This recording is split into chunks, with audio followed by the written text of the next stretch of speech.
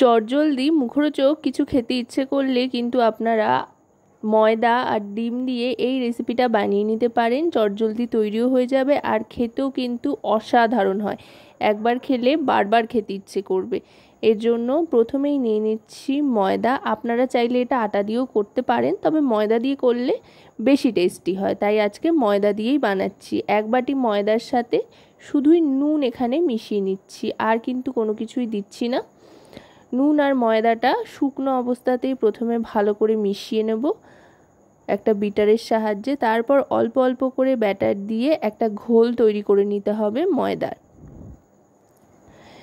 অল্প অল্প করে জল দিতে হবে, একবারে অনেকটা জল দিলে কিন্তু ডেলা পেকে যাওয়ার একটা সম্ভাবনা থাকে, তাই অল্প অল্প করে জল দিয়ে একদম স্মুথ একটা ব্যাটার তৈরি করে নিতে হবে, যাতে ব্যাটারটা খুব বেশি পাতলাও না হয় আবার খুব বেশি ঘনও না হয়। হাতায় তুলে ঢাললে হাতায় লেগে থাকে, সেরকমভাবেই কিন্তু ব্যাটারটা তৈরি করতে হবে। ঠিক এইভাবেই দেখুন ব্যাটারটা কিন্তু আমি তৈরি করে নিয়েছি। আর এতে কিন্তু ময়দা, নুন আর জল ছাড়া কিচ্ছু মেশাইনি আপাতত, একদম প্লেন ব্যাটার। এই দেখুন ঠিক এরকম ঘনত্বে তৈরি করতে হবে যে হাতার থেকে ফেললেও হাতায় লেগে থাকবে। ময়দার ব্যাটারটা তৈরি করে একপাশে সরিয়ে রাখলাম। এবার নিয়ে নেব ডিম। এখানে যতটা ময়দা নেবেন তার উপরে নির্ভর করে ডিমটা নিতে হবে, মানে যতজন খাবে আর কি তার উপরে নির্ভর করতে হবে ডিমের পরিমাণটা। আমি এখানে 4টে ডিম নিয়ে নিচ্ছি।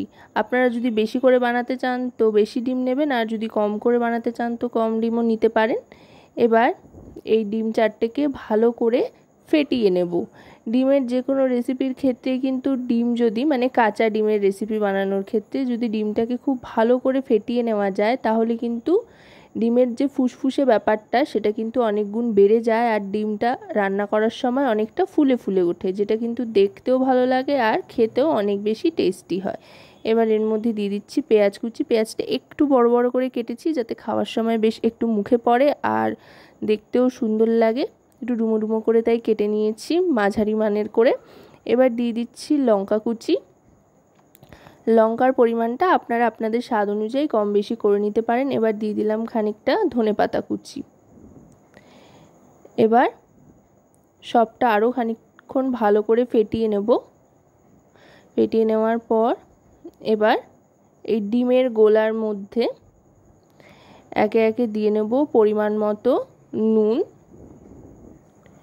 নুনটা কিন্তু বুঝে দিতে হবে, যেহেতু ময়দার গোলার মধ্যেও কিন্তু নুন দিয়েছিলাম, তাই এখানে নুনটা বুঝে দিচ্ছি। এবার দিয়ে দিচ্ছি একটু হলুদ গুঁড়ো, এটা অপশনাল, সুন্দর একটা রং আসবে হলদেটে সেই জন্য দিলাম, আপনারা না চাইলে নাও দিতে পারেন, এতে স্বাদের কোনো হেরফের হবে না। আর দিয়ে দিচ্ছি গোলমরিচ গুঁড়ো।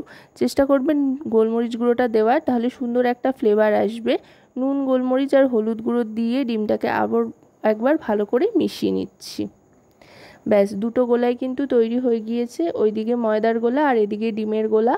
এবার ফ্রাই প্যানের মধ্যে দিয়ে দিলাম অল্প তেল। খুব বেশি তেল কিন্তু লাগে না, প্রত্যেকটা বানানোর জন্য মোটামুটি 1 থেকে 1.5 চামচ মতো ছোটো চামচের তেল হলেই যথেষ্ট, খুব বেশি তেলের প্রয়োজন হয় না। বা সাধারণত বলা যেতে পারে এটার পরিমাণ তেলের ক্ষেত্রে আমরা সাধারণত একটা ডিমের অমলেট বানাতে যতটা তেল ব্যবহার করি ততটা তেল দিলেই কিন্তু যথেষ্ট। প্রথমেই ময়দার যে গোলাটা তৈরি করেছিলাম সেটা 1 হাতা মতো দিয়ে দিলাম, 1 থেকে 1.5 হাতা মতো দিয়ে গোল করে চারধারে ছড়িয়ে নিচ্ছি, অনেকটা গোলা রুটির মতো। তবে চেষ্টা করতে হবে খুব যাতে পাতলা না হয়ে যায়, একটু যাতে মোটা থাকে সেদিকে লক্ষ্য রাখতে হবে। একেবারে পাতলা হয়ে গেলে কিন্তু বানাতেও সমস্যা হবে আর খেতেও খুব একটা ভালো লাগবে না, সেই জন্য একটু মোটা করেই কিন্তু এটা বানাচ্ছি। আর এটা এখন খুব বেশি ভাজবার প্রয়োজন নেই, হালকা ভেজে নিচ্ছি, সাদা সাদাই মোটামুটি ভাজছি, এটা খুব কড়া করছি না, এভাবে ভেজে এটাকে তুলে নিচ্ছি। এইভাবে 3-4টে ভেজে নিচ্ছি, মানে যে কটা আপনারা বানাবেন সেই মতো ভেজে নেবেন। আমি 2-3টে মতো ভেজে নিলাম, প্রথমেই ভেজে নিয়ে সরিয়ে নিলাম যাতে এটা একটু ঠান্ডা হয়। এবার